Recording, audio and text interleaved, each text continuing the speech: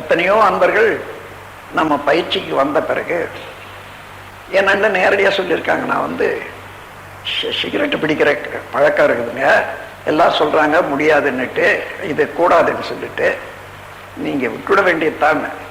நான் 20 வருஷமா பிடிக்கிறேனே, சரி இந்த பயிற்சி விட்டுடு, சிகரெட்டே பிடிச்சிக்கிட்டு இருக்கேன்னு. ஐயோ அது வேணா, நான் அதையே விட்டுடுறேன், நீ விட்டாலும் சரி விடா போனாலும் சரி முன் இஷ்டம்.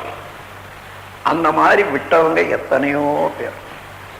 நீங்க ஒன்று என்னால முடியலங்க, ரொம்ப கஷ்டம், அது மறுபடியும் மனம் துடிக்குது. சரி, இந்த விடுற போது அதை யாருக்காயிலும் தானமா கொடுத்துட, யாருங்க வாங்குவாங்க, நான் வாங்கிக்கிறேன்.